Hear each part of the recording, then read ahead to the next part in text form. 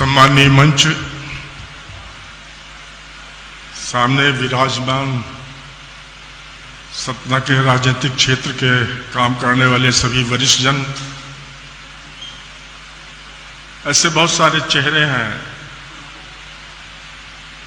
जो 5 दशक की राजनीति में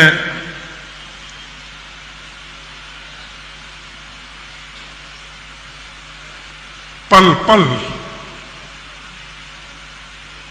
भाजपा के साथ रहे। उपस्थित आदरणीय बहनों,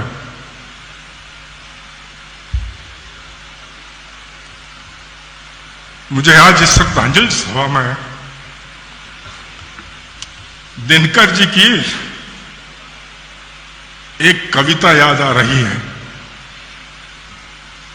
संबंध कोई भी हो यदि दुख में साथ न दे अपना, फिर सुख में इन संबंधों का रह जाता कोई अर्थ नहीं। नित्य जीवन के संघर्षों से जब टूट चुका हो अंतर्मन, तब सुख के मिले समंदर का रह जाता कोई अर्थ नहीं।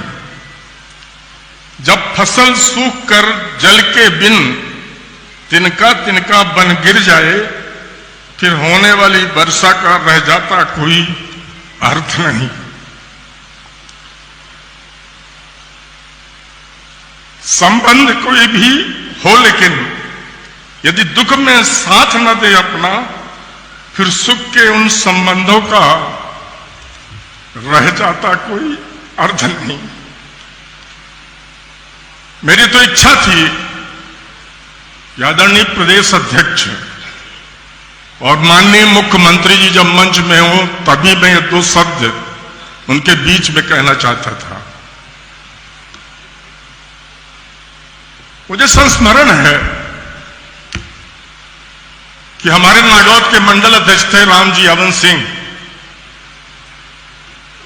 उनका नागौद सतना के बीच में एक्सीडेंट हुआ, उनका स्पाइनल कॉर्ड टूटा, क्वाड्रिप्लीजिया हुआ, हाथ पैर से वो विकलांग हो गए।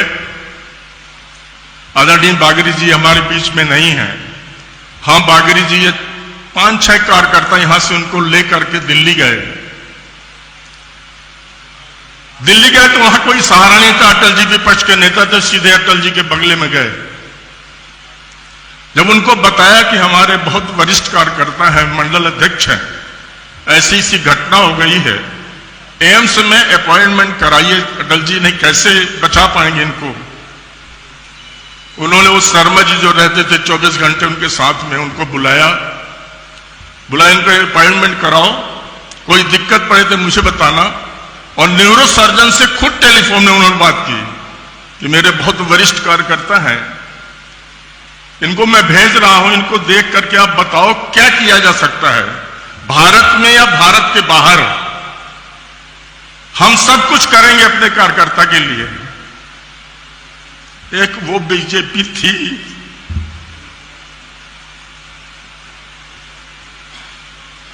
और अटल बिहारी वाजपेयी जैसे नेता थे। आज एक कार्यकर्ता 18 महीने आपातकाल में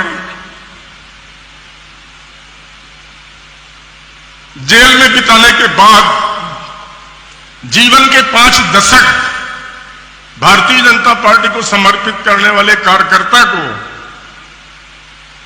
आज हेलीकॉप्टर भी मिल गया, मुख्यमंत्री जी को हवाई जहाज भी मिल गया। लेकिन यही हवाई जहाज अगर बीमारी के 7 दिन पहले सतना आ जाता,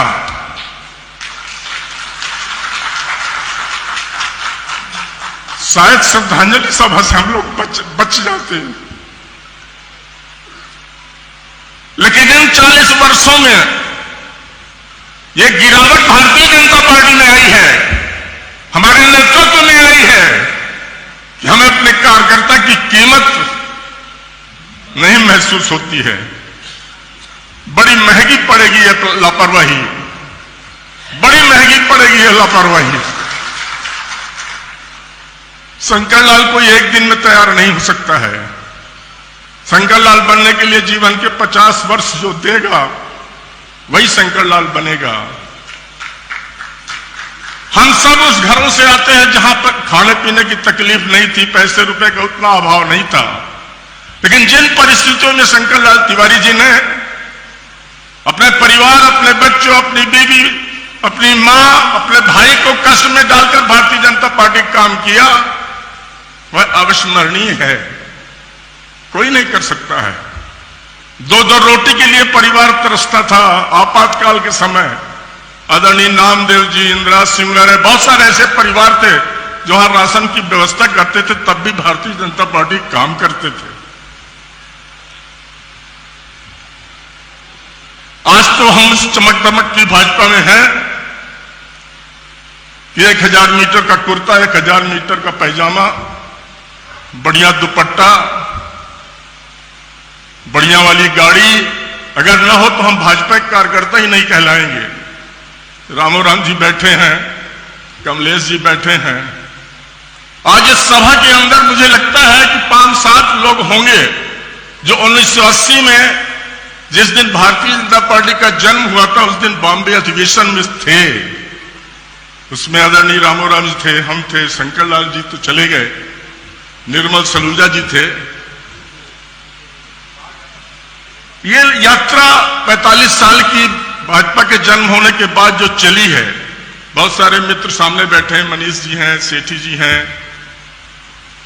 पार्षद जी हैं, राजाराम जी मंच में बैठे हैं।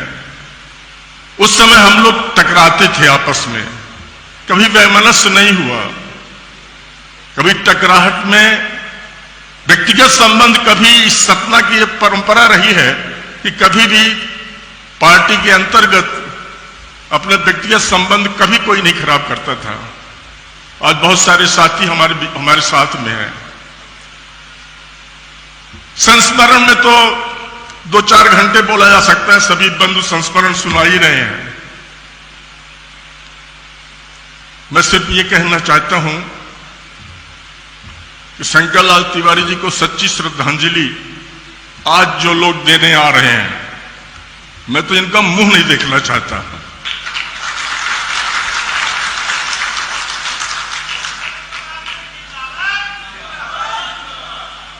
इतना वरिष्ठ कार्यकर्ता एम्स में लावारिस लाश की तरह पड़ा रहा था 20 दिन, तब मुख्यमंत्री क्या कर रहा था, तब खंडेलवाल क्या कर रहे थे, तब शिवराज सिंह क्या कर रहे थे, तब प्रदेश का नेतृत्व क्या कर रहा था। काश अगर ये लोग विजिट कर लेते, आश्चर्य होता है। एम्स जिस भारत का सर्वोत्कृष्ट संस्थान है स्वास्थ्य के मामले में, पता नहीं चल पाया कि उनको रोग क्या है। जब भी टेलीफोन करे बुखार आ रही, कमजोरी हो गई है, बुखार आ रही थी, कमजोरी हो गई है, कहीं ना कहीं तो लापरवाही हुई है। सच्ची श्रद्धांजलि तो यह होगी कि इसमें सोसाइटी का गठन होना चाहिए कि उनके मृत्यु का कारण क्या है, और उन एम्स के उन डॉक्टरों को, उस स्टाफ से इंक्वायरी होनी चाहिए कि तुम बताओ कि आखिर तिवारी जी को हुआ क्या था। बुखार तो रोज आ रही सतना में, हर घर में एक पेशेंट है बुखार का, यही ठीक होते हैं।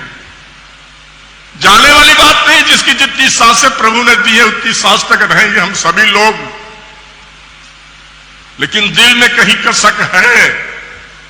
इतनी बड़ी सत्ता होते हुए भी, 20 साल से संघ सरकार में होते हुए भी, एक 55 दशक के कार्यकर्ता जो आपातकाल में तिल तिल कर मरा 18 महीने, उसको हम एयरलिफ्ट करके दिल्ली नहीं भेज पाए। आज हवाई जहाज आ रहा है, आज हेलीकॉप्टर आ रहा है, पूरा प्रशासन लगा हुआ है।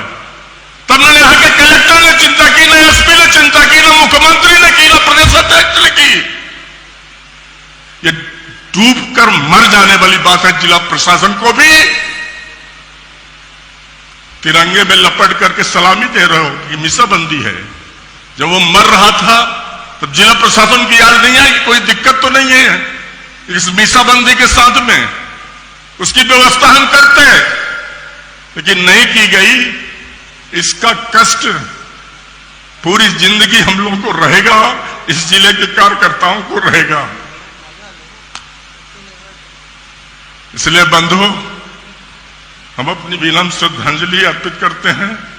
उस परिवार को इस असीम दुख सहने की क्षमता प्रदान करें, और हम सब भी एक परिवार के सदस्य ही हैं। हम सब लोग कुछ उनके रास्ते पे चल सकते हैं तो चलने का प्रयास करें। बस इन्हीं शब्दों के साथ जय श्री राम, वंदे मातरम।